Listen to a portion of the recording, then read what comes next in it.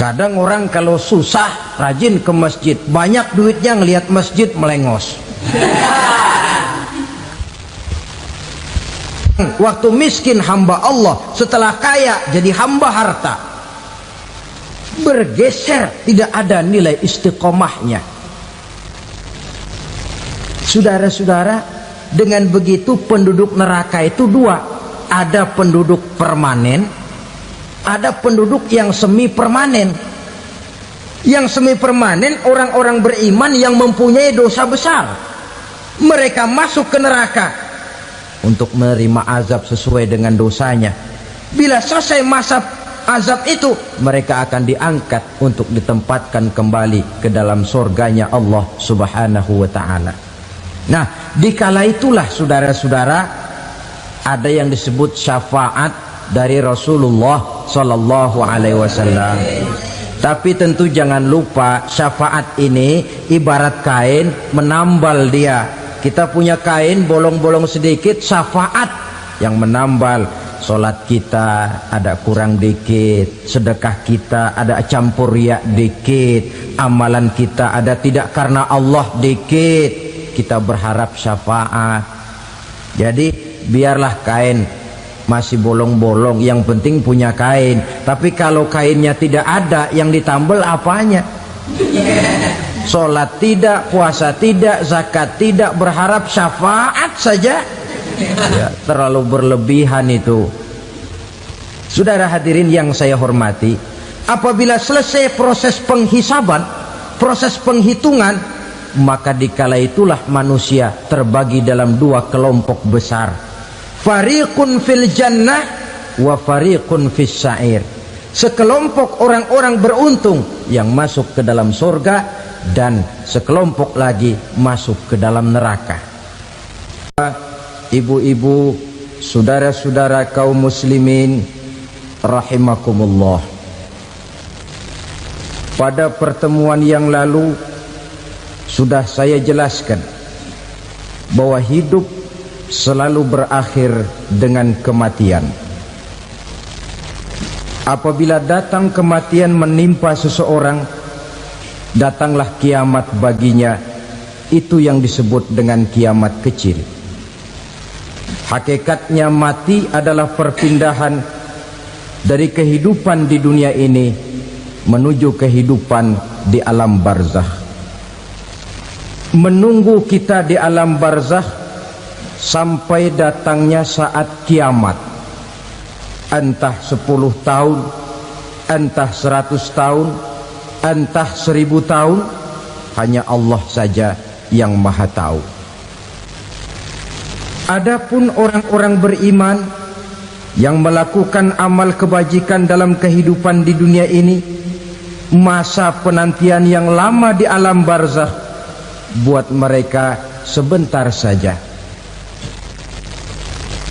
Tetapi bagi orang-orang kafir yang ingkar, yang tidak beriman kepada Allah, yang hidup di dunia cuma menumpuk-numpuk dosa, tentu penantian di alam barzakh akan merupakan waktu yang sangat lama.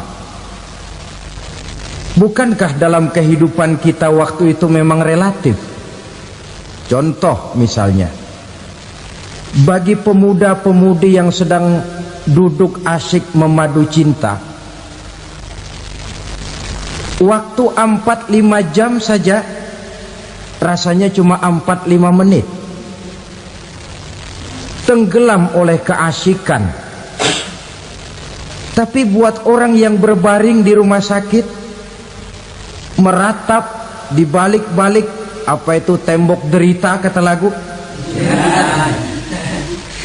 di balik dinding-dinding penjara, sehari bagai seminggu, seminggu rasa sebulan, sebulan boleh jadi rasa setahun. Penantian yang sangat lama. Kapan kiamat itu akan datang? Ini rahasia Allah. Jangankan kita yang orang awam, baginda Nabi sendiri tidak diberitahu oleh Allah kapan kiamat itu akan terjadi.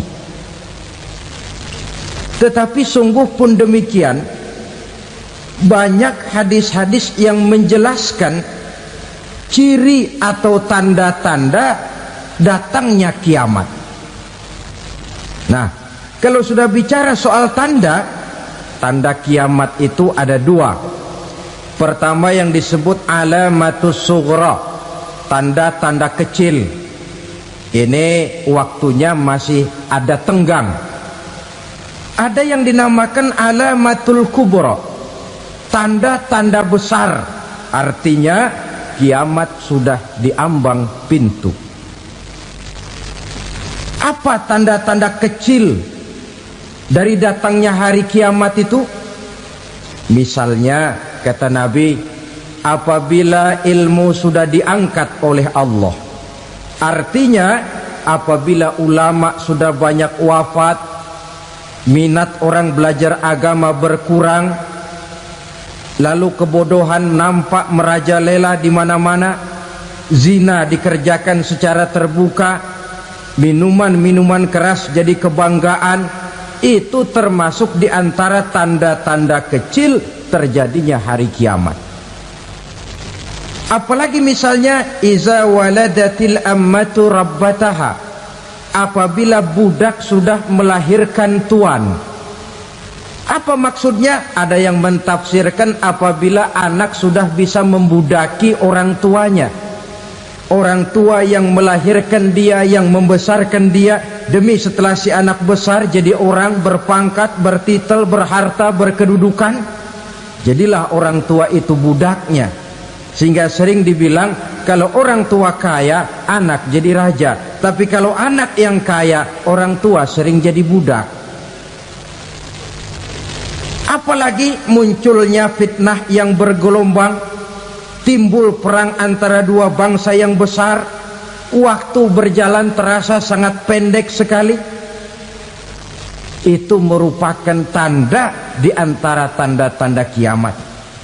Termasuk di dalamnya sulit membedakan mana laki mana perempuan. Kan kalau tanda-tanda kayak begini sekarang sudah banyak kita lihat kan. Ulama banyak wafat, penggantinya sulit. Zina dikerjakan berterang-terangan, minuman keras jadi kebanggaan, banyak anak membudaki orang tuanya, sulit membedakan mana laki mana perempuan.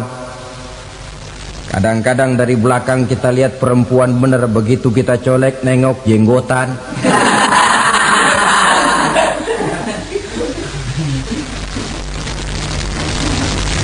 Ini termasuk tanda-tanda kecil, masih ada tenggang sampai akan terjadinya kiamat itu. Nah, yang dimaksud dengan tanda-tanda besar, ini tanda besar artinya kiamat sudah diambang pintu. Pertama, matahari terbit dari sebelah barat. Apabila matahari sudah terbit dari arah sebelah barat, tertutuplah sudah pintu taubat. Bersabda Nabi kita, la taqumus sa'atu hatta tatlu'a syamsu min maghribiha. Tidak akan datang hari kiamat sampai matahari terbit dari arah sebelah barat. Wa iza tala'at, manakala matahari telah terbit dari arah sebelah barat, wara'ahan nasu, manusia banyak menyaksikan itu, amanu ajma'un, mereka pun lalu beriman. Yang tadinya kafir, yang tadinya ingkar, yang tadinya membangkang, setelah melihat matahari terbit dari sebelah barat, buru-buru beriman, berlomba-lomba mengucap dua kalimat syahadat. Tapi apa yang terjadi? Kata Nabi, wadzalika hina la yanfa'u nafsan imanuha lam takun amanat min qabl. Hari itu adalah hari yang iman sudah tidak berguna lagi bagi seseorang apabila sebelumnya memang dia tidak pernah beriman. Au kasabat fi imaniha khaira, atau beriman tetapi tidak pernah melakukan kebajikan di dalam keimanannya itu. Hari yang sudah kasib, hari yang sudah terlambat, beriman tidak akan ada gunanya lagi. Ini pelajaran buat kita. Sebelum sang surya terbit dari sebelah barat, sebelum nafas sampai di tenggorokan, artinya pintu taubat masih terbuka. Kalau dua hal itu sudah terwujud, nafas sudah sampai di kerongkongan atau matahari sudah terbit dari arah sebelah barat, tertutuplah sudah pintu taubat. Tak ada lagi gunanya pangkat, jabatan, harta, bahkan beriman pun dalam suasana macam itu. Too late, kata orang Kulon. Sudah terlambat. Matahari terbit dari arah sebelah barat. Itu tanda besar, artinya kiamat sudah diambang pintu. Lalu apalagi tanda besar? Munculnya Dajjal. Dajjal artinya pendusta-pendusta yang menyesatkan manusia. Ada dua macam Dajjal, saudara. Ada Dajjal kecil. Ini Dajjal kelas 3. Kalau ini sejak zaman Rasulullah sudah ada itu. Tiap zaman ada. Di zaman Rasulullah misalnya ada yang bernama Aswad al-Unsi dari Yaman.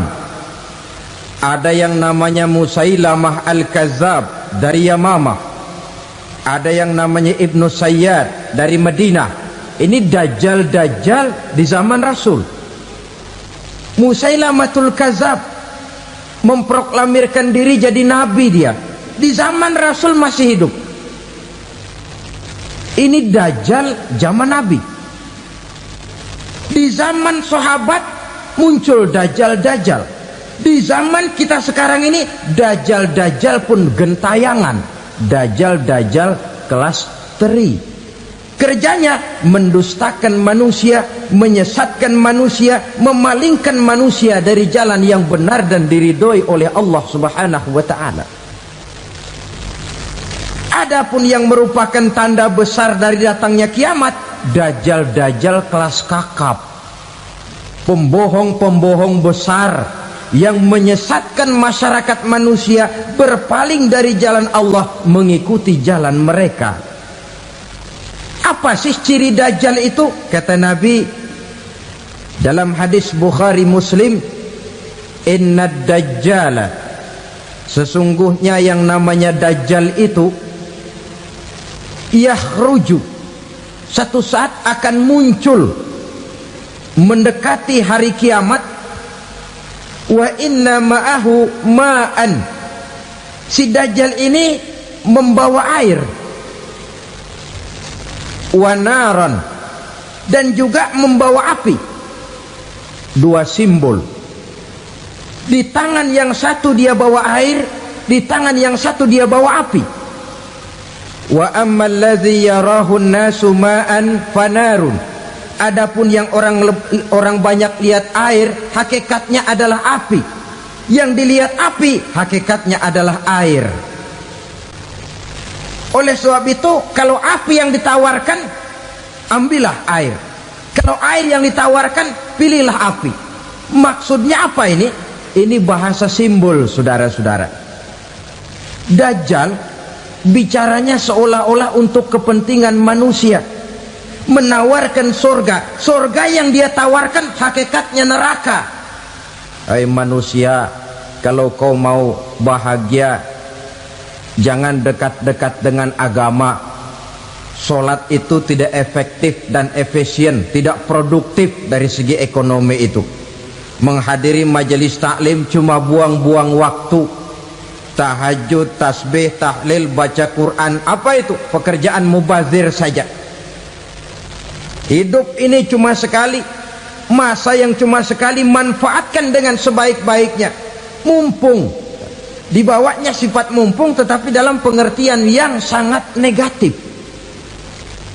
Bicaranya seolah-olah untuk kepentingan manusia, tetapi sebenarnya menjerumuskan manusia. Menawarkan air, tapi sebenarnya api. Menawarkan api, tapi hakikatnya air. Buat apa kamu sholat? Buat apa kamu bayar zakat? Buat apa kamu puasa? Surga yang dicanangkan Dajjal hakikatnya neraka. Neraka yang digambarkan Dajjal pada dasarnya adalah surga. Jadi memutarbalikkan fakta itu kerjaan Dajjal. Yang hak jadi batil, yang batil dibilang hak, yang benar jadi salah, yang salah malah jadi benar. Tuntunan disuruh jadi tontonan, tontonan malah menjadi tuntunan. Itu pekerjaan Dajjal profesinya. Zamannya Nabi Adam, Dajjalnya kan iblis. Betul? Betul. Apa sih gang kerayuan iblis itu? Allah setelah menciptakan Nabi Adam kan bilang, Adam, kau dan istrimu Hawa tinggal di surga ini. Seluruh fasilitas yang ada di surga persilahkan kau nikmati. Satu yang tidak boleh, jangan coba-coba dekati pohon khuldi. Dekat saja jangan, apalagi sampai memetiknya. Datang Dajjal yang namanya iblis ini. Adam, kamu tahu nggak kenapa tidak boleh makan buah khuldi? Ya nggak tahu, pokoknya saya dilarang. Bodoh kamu, Dam. Khuldun artinya kekal. Kalau kamu makan itu buah, kau akan kekal di surga buat selamanya. Allah tidak kepengen, maka dilarang kamu makan buah khuldi. Kalau kau ingin kekal di surga, Adam, makan saja. Saya bicara begini ini untuk kepentingan kamu, Adam. Ini kan ciri-ciri Dajjal. Bicaranya sih seolah-olah untuk kepentingan Nabi Adam. Hakikat sebenarnya menjerumuskan Nabi Adam supaya ingkar dan melanggar larangan dari Allah Subhanahu wa ta'ala. Jadi setelah muncul Dajjal, timbul kekacauan-kekacauan di masyarakat. Banyak yang terpengaruh, terpedaya dan terpesona. Termasuk mereka yang memproklamirkan diri jadi nabi, mereka yang memproklamirkan diri jadi rasul di zaman sesudah Rasulullah wafat. Itu adalah Dajjal. Maka saya ingatkan, kalau di zaman kita sekarang ini ada orang ngaku jadi nabi, ada orang ngaku jadi rasul, biar bahasa Arabnya kental, Quran hafal, hadis ribuan hadis hafal, biar pakai serban sampai menyengser ke tanah, bahasa Arabnya fasih, tapi dia mengaku jadi nabi, jadi rasul. Kita umat Islam wajib tidak percaya, wajib untuk tidak percaya. Itulah Dajjal zaman kita sekarang ini. Tidak mustahil mereka datang mempengaruhi orang awam supaya berpaling dari Rasulullah, mengikuti mereka. Nah, di akhir zaman nanti, mendekati hari kiamat, Dajjal ini muncul. Dajjal kelas kakap, menyesatkan masyarakat manusia untuk berpaling dari Islam, mengikuti seruan mereka. Apalagi di antara datangnya kiamat itu, tanda yang besar itu, turunnya Nabiullah Isa Al-Masih, putra Maryam. Menurut berbagai hadis yang sahih, Nabi Isa Al-Masih nanti akan turun lagi, tidak membawa risalah yang baru, tapi meluruskan risalah Islam ini yang telah banyak ditinggalkan oleh masyarakat. Bahkan ada hadis menjelaskan beliau akan membunuh Nabi, mematahkan kayu-kayu salib, lalu melaksanakan haji dan umrah mengikuti syariat Nabi Muhammad, bukan membawa agama baru. Menjadi semacam mujaddid, reformer, menyelamatkan manusia dari bisikan Dajjal.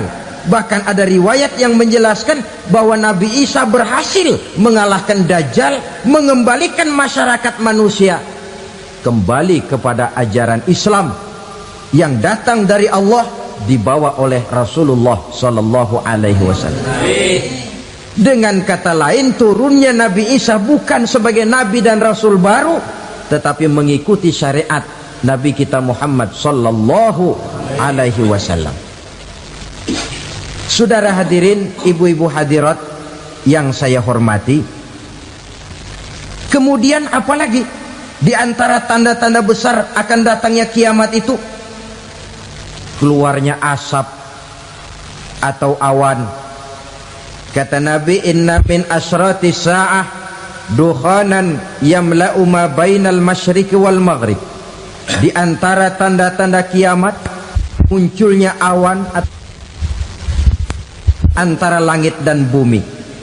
Ini pun diperkuat dalam surah Ad-Dukhan ayat 10. Fartaqib yauma ta'tis sama' bidukhanin mubin fayughshan nas hadza azabun alim. Bagi orang-orang yang beriman, mereka biasa-biasa saja. Tapi bagi orang kufur, datangnya asap dan awan ini merupakan azab yang kelewat pedih. Barangkali sedikit mendekati gambaran tentang azab yang pedih ini, saya ingatkan alam pikiran kita kepada peristiwa yang belum lama terjadi.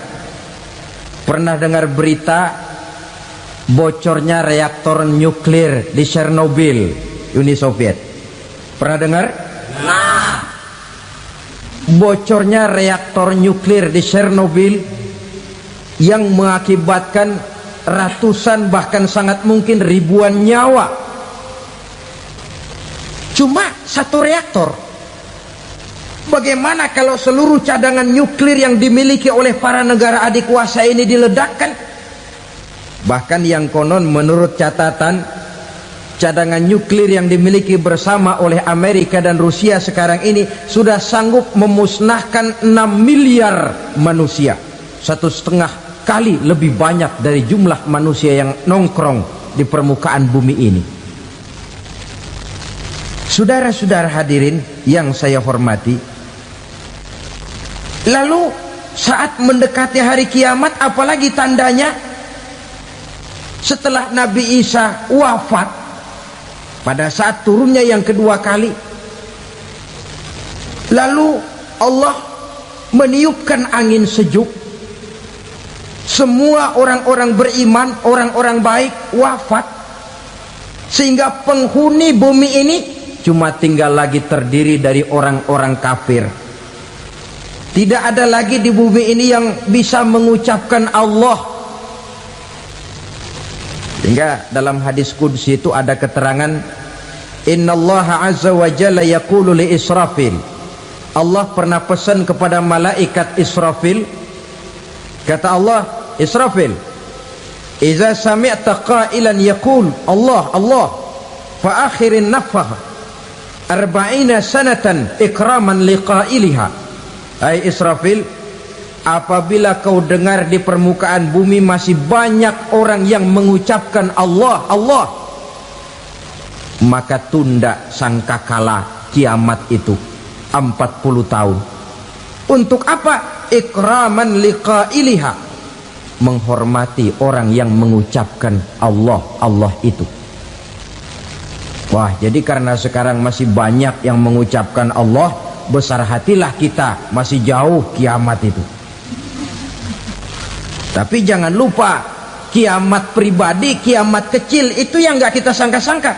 Ajal datang mencabut nyawa, itu kiamat pribadi, dan itu yang pasti kita hadapi, dan itu yang membuat kita tidak boleh bersikap main-main di dalam kehidupan sekarang ini.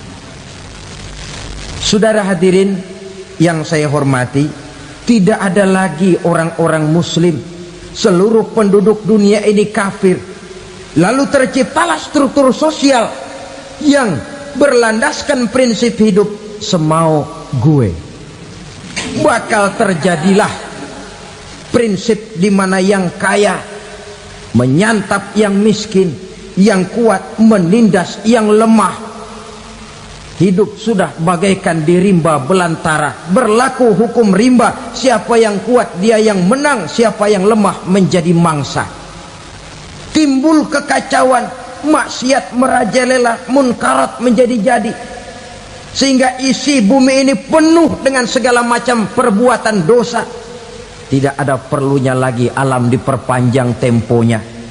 Datang saat yang sudah dijanjikan oleh Allah Azza wa Jalla, maka terjadilah yang disebut kiamat kubra, kiamat besar, kiamat ancur-ancuran.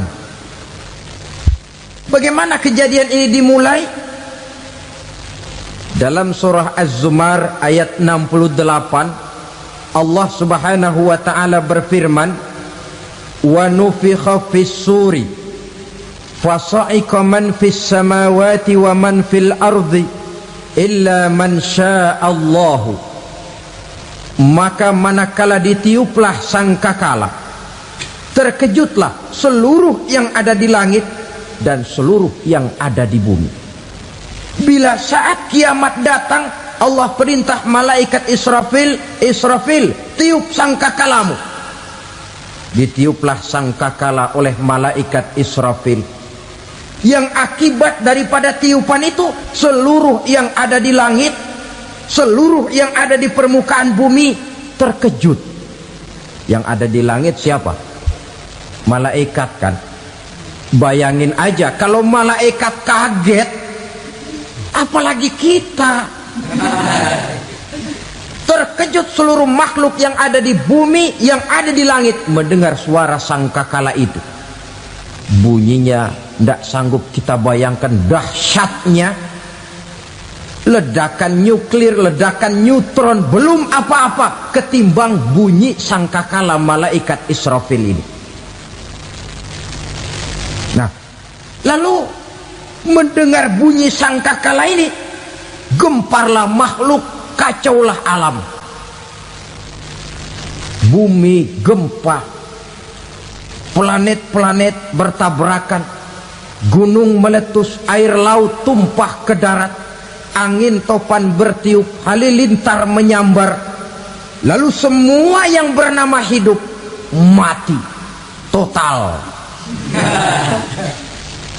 Mati bareng tanpa persiapan. La haula wala quwata illa billah.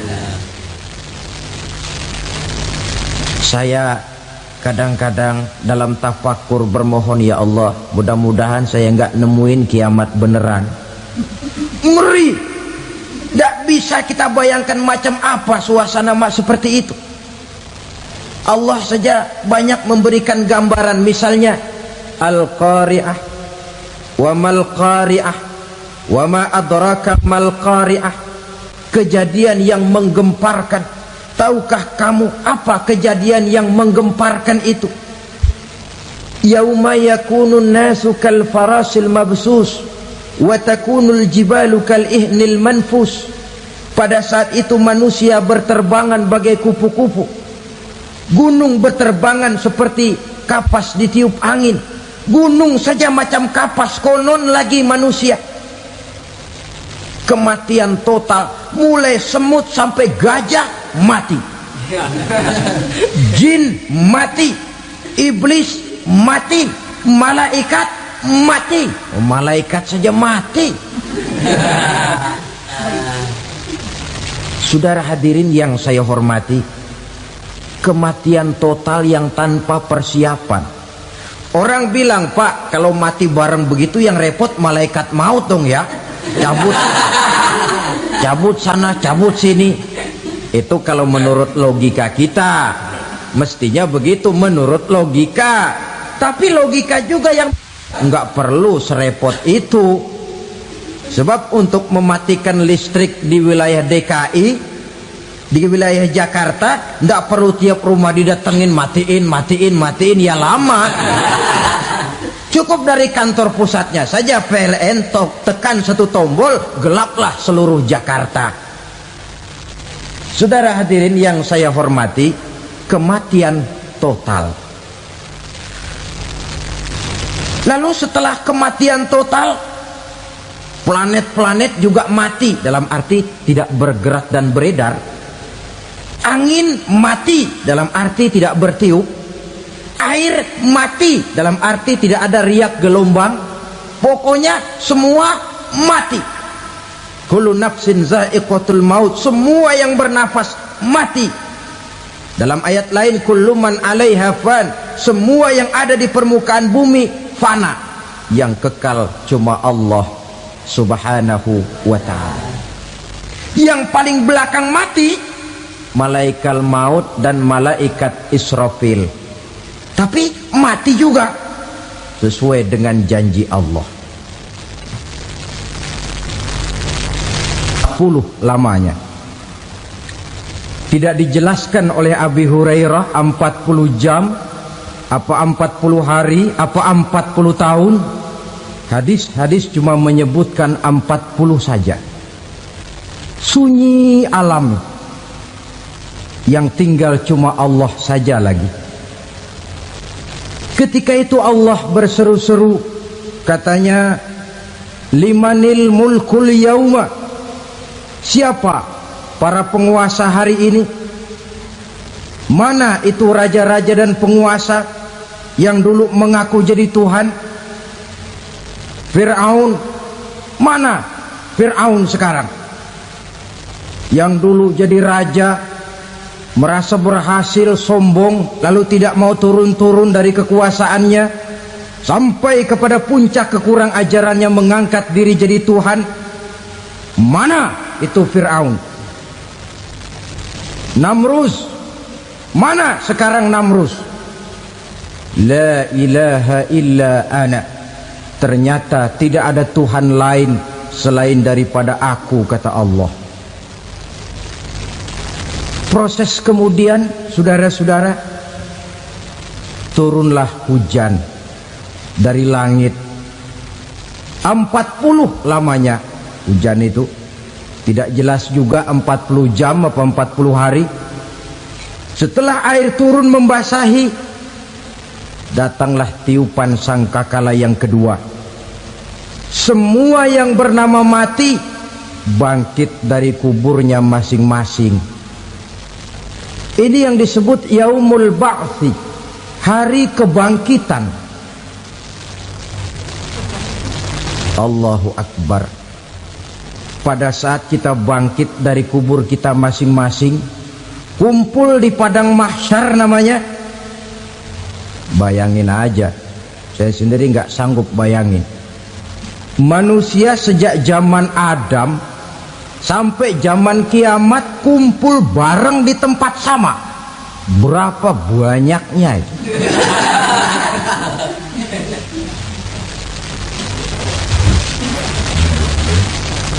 Dan yang luar biasa, menurut satu riwayat, pada saat bangkit itu, Masya Allah, roman muka kita berubah, disesuaikan dengan amalan kita waktu di dunia ini. Barang siapa yang waktu di dunia amalannya itu amalan tikus, di akhirat nanti dia bangkit dari kubur, mukanya seperti muka tikus. Gagah betul badannya, tapi mukanya seperti tikus. Kenapa? Amalannya waktu di dunia seperti amalan tikus. Apa amalan tikus itu? Suka ngegeragoti barang yang sudah disimpan rapi-rapi. Orang sudah simpan uang rapi-rapi, simpan perhiasan rapi-rapi, digeragoti oleh tikus. Maling-maling, pencoleng-pencoleng, koruptor-koruptor, itu nanti di akhirat nanti kita lihat mukanya seperti muka tikus. Oh, ini waktu di dunia suka nyolong, mukanya seperti muka tikus. Barang siapa yang waktu di dunia ini amalannya itu amalan macan, dia akan bangkit nanti mukanya seperti muka macan. Apa amalan macan? Macan itu amalannya menang-menangan. Orang yang mau menang saja nggak mau mengalah. Coba lihat di hutan, kenal hutan nggak? Di hutan, raja hutan di mana-mana pasti macan, betul kan? Betul. Padahal hutan belum pernah bikin pemilihan umum. Tapi macan tidak peduli ada pemilihan umum apa tidak, pokok saya raja. Sebab apa? Macan jadi raja itu bukan karena benar, tapi karena kuat jadi raja. Setelah dia jadi raja, rakyat hutan yang mesti dilindungi malah dimakan oleh raja macan. Kambing rakyat hutan dimakan oleh macan. Ayam rakyat hutan dimakan oleh macan. Itu nanti kita lihat di akhirat itu mukanya seperti muka macan, gagah betul. Lalu barang siapa yang di dunia ini amalannya itu seperti amalan anjing, nanti dia punya muka seperti muka anjing. Apa amalan anjing? Pertama, anjing itu kalau disuruh jaga rumah, dia tidak bisa membedakan mana maling, mana tamu. Biar yang datang maling, kalau bawa tulang, anjing kalem. Yang kedua, anjing itu akan setia kepada siapa saja yang memberinya roti. Siapa yang memberinya roti, itulah majikannya. Apa kata majikannya, pasti dia laksanakan. Soal benar atau salah, dia tidak peduli. Setelah anjing dapat roti, dia tidak punya pilihan lain kecuali bilang, abdi mah kumaha juragan wae ayeuna mah.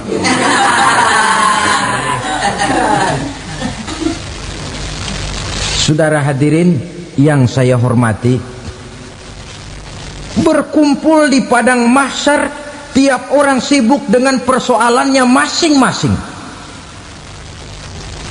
Matahari waktu itu didekatkan oleh Allah, panas luar biasa.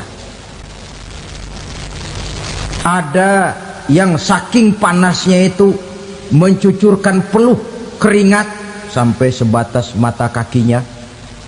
Ada yang keringatnya sampai sedengkulnya, ada yang keringatnya sampai sepusatnya, ada yang keringatnya mengalir sampai sebahunya. Ada yang kelelap oleh keringatnya sendiri, sementara orang di sampingnya nggak apa-apa. Bergantung lagi amalan dia waktu di dunia ini. Saudara-saudara, sebagian orang dalam kepanikan padang mahsyar berombong-rombong datang mereka menghadap Nabi Adam. Ya Adam, anta abal bashar. Hai Adam, Tuhan adalah bapak moyang manusia. Kami sebentar lagi akan disidang, dimintakan pertanggungan jawab. Tolonglah kami, hai Adam. Kata Nabi Adam, jangankan nolongin sampean, saya sendiri tanggung jawab di hadapan Allah. Ketika dulu tidak boleh makan khuldi, saya serobot. Sudahlah, urus diri masing-masing saja, nafsi. Begitu kata Nabi Nuh, begitu kata Nabi Ibrahim. Tiap orang bertanggung jawab sendiri-sendiri. Ketika itulah saudara-saudara, nikmatnya menjadi umat Nabi besar Muhammad sallallahu alaihi wasallam. Sebab apa? Walaupun menurut abjad kita ini umat paling belakang, paling belakang kita ini toh, karena Nabi Muhammad adalah Nabi akhir, tapi akan dihisap lebih dulu, lewat di atas sirat lebih dulu, masuk surga lebih dahulu ketimbang umat-umat belakangan. Ketika Rasul mendekati ajal, beliau tanyakan itu kepada malaikat Jibril. Malaikat Jibril berkata, Muhammad jangan khawatir, Allah sudah berjanji, inni haramtul jannata ala sairil anbiya hatta tadkhulaha anta wa haramtuha ala sairil umami hatta tadkhulaha ummatuka. Surga aku haramkan buat seluruh nabi kecuali kalau engkau Muhammad sudah masuk ke dalamnya, dan surga aku haramkan buat seluruh umat kecuali kalau umatmu Muhammad sudah masuk ke dalamnya. Logikanya, walaupun menurut abjad kita umat paling belakang, bakal dihisap paling dulu, lewat di atas sirat paling dulu, masuk surga paling dulu, kalau mampir ke neraka juga paling dulu. Ya resiko. Jangan mau enaknya aja paling dulu. Saudara hadirin yang saya hormati, setelah masa kebangkitan itu jangan dikira begitu bangkit langsung diperiksa, masih menunggu menanti ribuan tahun perhitungan padang mahsyar untuk sampai kepada proses yang disebut yaumul hisab, hari perhitungan. Seorang demi seorang bakal dipanggil. Bayangkan saja, kita se-RT saja di absen, Kadang-kadang perlu waktu lama.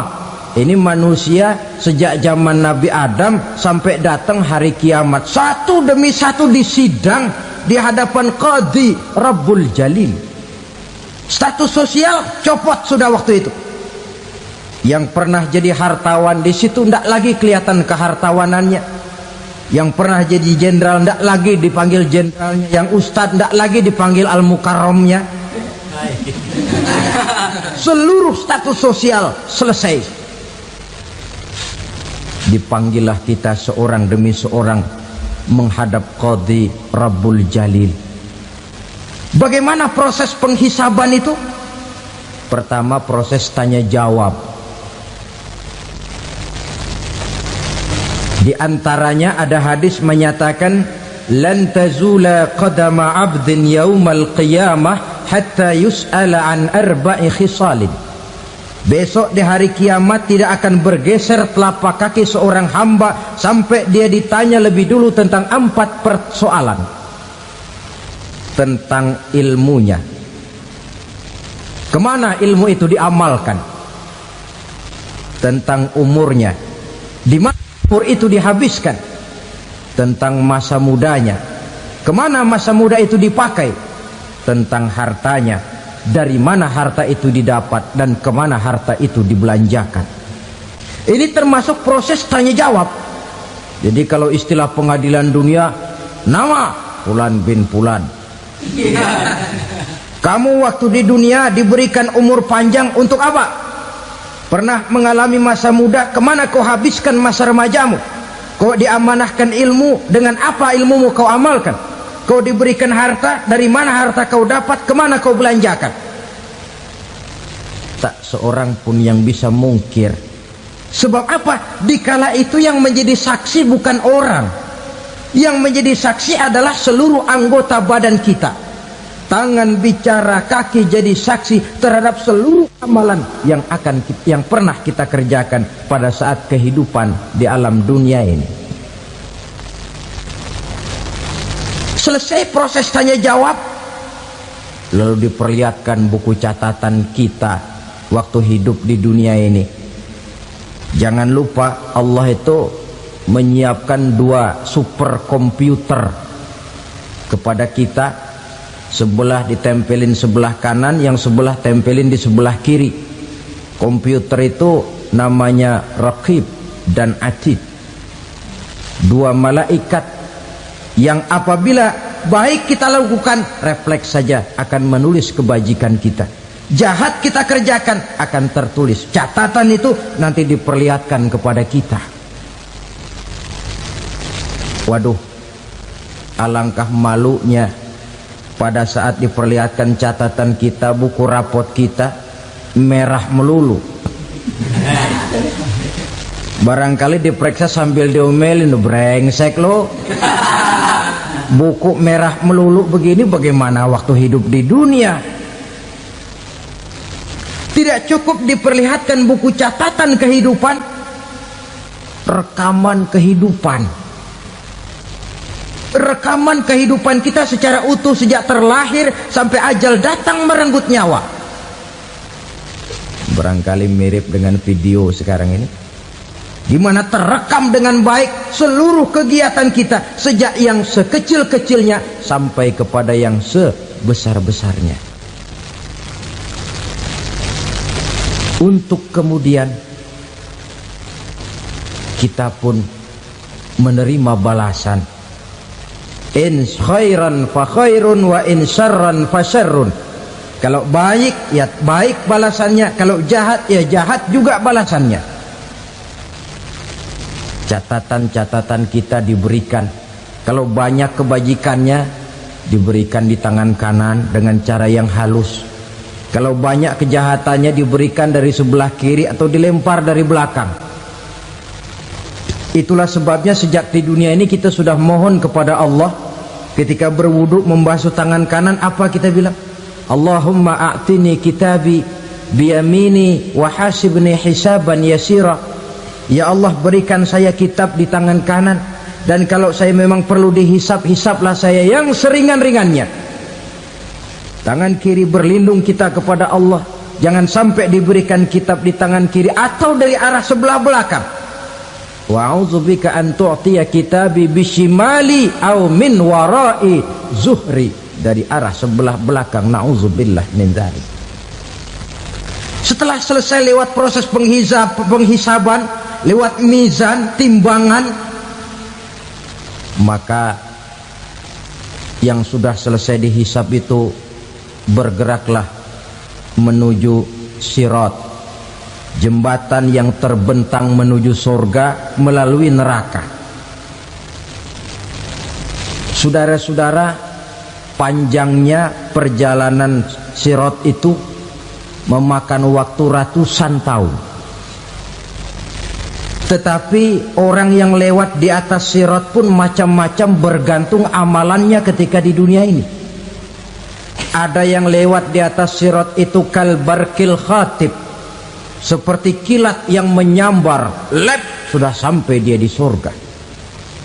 Cepat bukan main. Ada yang lewat di atas sirat itu seperti orang lari-lari. Ada yang lewat di atas sirat itu seperti orang jalan biasa. Ada yang sambil merangkak, ada yang sambil ngesor, ada yang sambil gelayutan, ada yang selamat sampai ke ujung ke surga, ada yang tergelincir jatuh masuk ke dalam neraka, bergantung amalannya dalam kehidupan di dunia sekarang ini. Tiap kita akan melewati yang namanya sirat ini. Saudara-saudara kaum muslimin yang saya hormati, dengan demikian mereka yang selamat melalui sirat sampai ke terminal akhir surga, mereka yang ketika dihisab ternyata banyak kejahatannya daripada kebaikannya, mereka singgah di dalam neraka.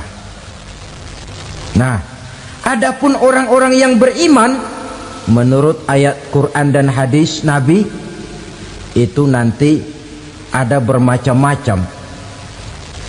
Ada orang beriman itu yang dimasukkan surga. Ada orang beriman itu yang dimasukkan ke dalam surga. Ada orang beriman itu yang disebut penduduk surga. Kenapa lain-lain, Pak? Karena waktu di dunia amalannya juga lain-lain. Ada orang beriman yang masuk surga. Ini paling murah tiketnya. Mau masuk surga? Kata Nabi begini, ma min abdin qala la ilaha illallah thumma mata ala dhalik illa dakhalal jannah. Kalau seorang hamba sudah mengucap dua kalimat syahadat, dia yakin dengan kebenaran kalimat itu sampai matinya, orang itu akan masuk surga. Abi Dzar yang waktu itu diajak bicara heran, ya Rasul kok gampang betul? Iya, walaupun orang itu mencuri, iya, walaupun orang itu berzina, iya, biar dia mencuri, biar dia berzina, kalau dia sudah mengucap dua kalimat syahadat, dia yakin dengan kebenaran kalimat itu sampai matinya, itu orang akan masuk surga. Jadi masuk surga cukup dua kalimat syahadat, yakin sampai mati, masuk surga. Itu perkara masuk. Tapi kalau pertanyaannya diterusin, masuknya kapan, Pak? Nah, ini lain lagi urusannya. Sebab ada yang masuknya itu langsung, ada yang mampir dulu. Di sana tempat cuma dua, kalau tidak surga, neraka. Mau ke surga tapi mampir dulu, yang mampirnya jelas di neraka. Kenapa? Dalam hadis qudsi ada riwayat, nanti itu di akhirat, setelah Allah selesai mengatur penduduk surga masuk surga, yang neraka masuk neraka, Allah berkata kepada malaikat Malik, malaikat Malik, labaik ya Allah, itu bajingan-bajingan tengik, manusia-manusia durjana yang waktu di dunia tidak mau sujud, jauh dari ulama, gemar melakukan yang munkarat dan maksiat, hidup di tengah masyarakat selalu jadi bibit keonaran, kufur, sudah masuk neraka semua. Sudah ya Allah. Nah, kalau sudah, coba sekarang kamu masuk, Malik. Saya, iya, masuk neraka. Mau apa ya Allah? Kata Allah, akhriju minan nar man kana fi qalbihi misqala habatin min khardalin min iman. Kau masuk neraka, cari di dalam neraka orang-orang yang ada imannya walaupun kecil sebesar biji zarah, angkat mereka keluar. Masuk malaikat Malik ke neraka, cari orang yang ada imannya, korek-korek. Ya repot, udah pada gosong. Yang ada imannya diangkat ke atas, yang ada imannya diangkat ke atas, lalu dimandikan di Nahrul Hayat, namanya sungai kehidupan di akhirat nanti. Cakep lagi rupanya, bersih lagi wajahnya, apel di hadapan Allah. Kata Allah, bagaimana mas? Kapok nggak sampean? Kapok ya Allah. Nah, kalau kapok, idhab fadkhulil jannah, pergi masuk surga sana. Berangkat mereka ke surga, ketemu sama teman-temannya yang udah sampai lebih dulu, yang nggak pakai mampir lagi. Terjadi dialog. Kata teman-temannya yang udah pada nyampe duluan, mas, iya, emang baru sampai? Saya baru sampai. Memang mampir di mana dulu mas? Kita sudah lama sampai di surga. Saudara buka surah Al-Muddathir ayat 34-35. Ma salakakum fis saqar? Kenapa kamu mampir di neraka Saqar? Qalu lam naku minal musallin. Mereka menjawab, kami mampir di neraka Saqar mas, gara-gara dulunya kami waktu di dunia ndak pernah sholat. Ndak pernah sholat? Ndak pernah. Kan rumahnya dekat masjid. Cuma dekat doang mas. Sholat mah enggak saya. Enggak pernah ngasih makan fakir miskin, enggak pernah hadir di majelis taklim, pendeknya enggak pernah melakukan kebajikan. Maka saya pun mampir di neraka Saqar. Untung betul saya punya iman mas, sedikit. Waktu hidup di dunia dulu saya pernah mengucap 2 kalimat syahadat, sekali-kalinya waktu mau kawin. Masya Allah. Untung saja kawin, kalau nggak kawin polos.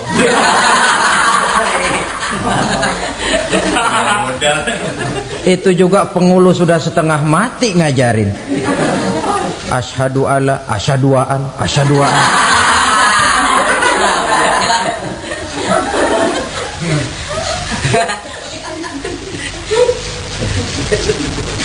Ini namanya masuk surga, ada mampir dulu. Ada pula orang mukmin itu yang dimasukkan surga. Namanya dimasukkan kan terima beres. Saya masuk ke rumah, jalan sendiri, cari tempat sendiri. Saya dimasukkan ke dalam rumah, terima beres, pokok ada di dalam, itu dimasukkan namanya. Nggak pakai mampir. Tapi tentu tiketnya lebih mahal ketimbang yang pertama tadi. Apa kata Allah? Innal ladzina amanu wa amilus salihat la ukaffiranna anhum sayyi'atihim wa la udkhilannahum jannah. Sesungguhnya orang-orang yang beriman kemudian beramal soleh, kami hapuskan segala dosa dan kesalahannya, kami masukkan mereka ke dalam surga. Lihat ayatnya, Allah yang memasukkan, kita yang dimasukkan. Tidak pakai transit, tidak usah mampir. Cuma tidak cukup syahadat, tidak cukup amanu, tapi diiringi dengan wa'amilus salih. Iman, amal. Tidak cukup syahadat, lalu dibuktikan dia sholat, dia zakat, puasa, lalu dia melakukan berbagai macam kebajikan. Ini yang menyebabkan dia tidak pakai mampir di tempat yang bernama Saqar. Lalu ada pula orang mukmin itu yang disebut penduduk surga. Wah, ini sudah VIP ini. Ashabul jannah, penduduk surga. Siapa mereka? Kata Allah, innal ladzina amanu summa istaqamu fala khaufun 'alaihim wala hum yahzanun ulaika ashabul jannah hum fiha khalidun. Sesungguhnya orang-orang yang beriman lalu istiqamah, tetap dalam melaksanakan perintah Allah, tidak goyang, tidak labil tapi stabil, istiqamah, mereka tidak takut dan tidak bersedih hati. Merekalah penduduk surga. Iman, istiqamah. Tidak punya duit, sembahyang. Banyak duit, sembahyang. Miskin, sembahyang. Kaya, tetap sembahyang. Istiqamah. Kadang orang kalau susah rajin ke masjid, banyak duitnya ngelihat masjid melengos. Waktu miskin hamba Allah, setelah kaya jadi hamba harta. Bergeser, tidak ada nilai istiqomahnya. Saudara-saudara, dengan begitu penduduk neraka itu dua. Ada penduduk permanen, ada penduduk yang semi permanen. Yang semi permanen orang-orang beriman yang mempunyai dosa besar. Mereka masuk ke neraka untuk menerima azab sesuai dengan dosanya. Bila selesai masa azab itu, mereka akan diangkat untuk ditempatkan kembali ke dalam surganya Allah Subhanahu wa ta'ala. Nah, dikala itulah saudara-saudara, ada yang disebut syafaat dari Rasulullah Sallallahu Alaihi Wasallam. Tapi tentu jangan lupa, syafaat ini ibarat kain menambal dia. Kita punya kain bolong-bolong sedikit, syafaat yang menambal. Solat kita ada kurang dikit, sedekah kita ada campur riak dikit, amalan kita ada tidak karena Allah dikit, kita berharap syafaat. Jadi biarlah kain masih bolong-bolong, yang penting punya kain. Tapi kalau kainnya tidak ada, yang ditambal apanya? Sholat tidak, puasa tidak, zakat tidak, berharap syafaat saja, ya, terlalu berlebihan itu. Saudara hadirin yang saya hormati, apabila selesai proses penghisaban, proses penghitungan, maka dikala itulah manusia terbagi dalam dua kelompok besar. Fariqun fil jannah wa fariqun fis sa'ir. Sekelompok orang-orang beruntung yang masuk ke dalam surga, dan sekelompok lagi masuk ke dalam neraka.